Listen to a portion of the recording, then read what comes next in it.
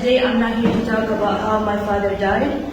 I'm here to talk about his illegal detention and the impact Hezbollah, an Iranian proxy, had on his illegal detention. This case is the perfect example of the corruption and the lies that takes place in the judiciary system in Lebanon. Hezbollah's influence runs very deep.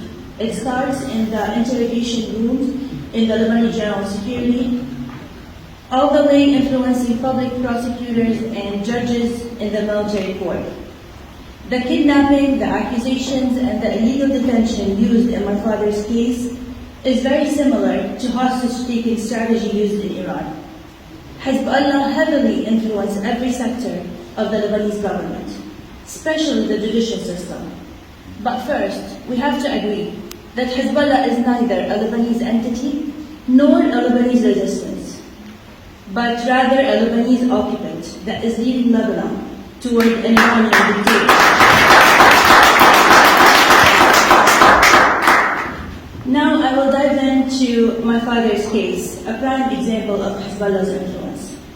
A case that was so well rehearsed, a big play directed by Hezbollah and executed by members of the Lebanese government.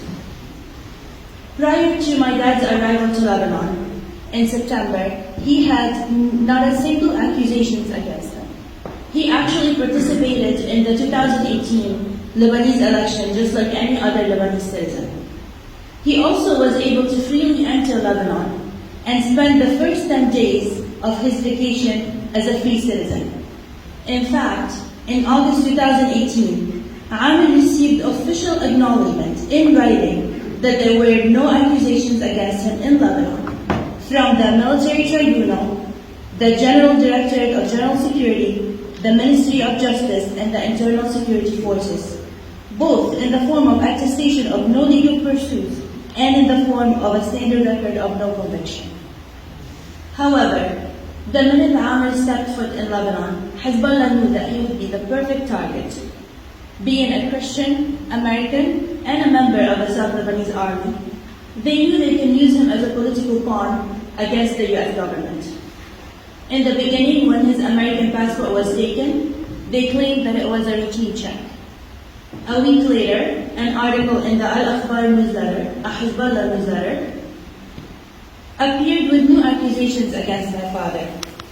When Amir went to retrieve his passport, he was taken, interrogated, that even the US Embassy failed to locate him the first 24 hours.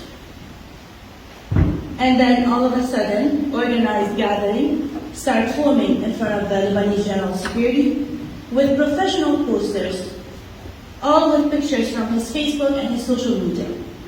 This definitely was not a spontaneous protest. This was premeditated. And if there was a valid and a true accusation against my father, then why was he forced to sign false documents under torture?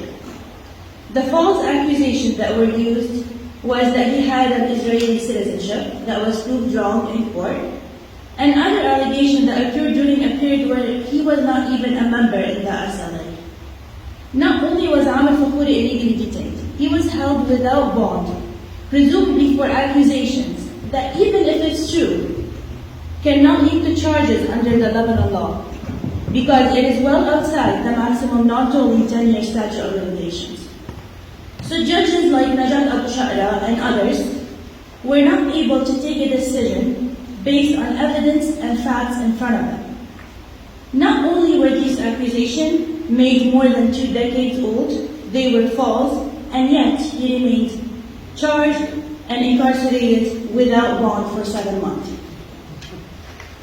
He was not given an appropriate due process before the military tribunal, and when our lawyers spoke with Lebanese officials at highest level, they freely admitted that Amir was innocent and that his file is clear.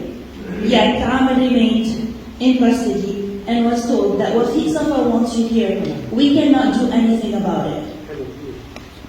President Michel Aoun knew he was innocent.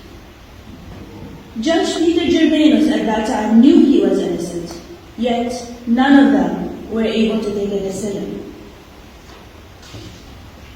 Because the decision is not theirs. In addition to this, the release of my father happened government and Hezbollah's middleman, General Abbas Ibrahim. Once negotiations Ladies were and over, gentlemen, good evening. Please allow me to start by expressing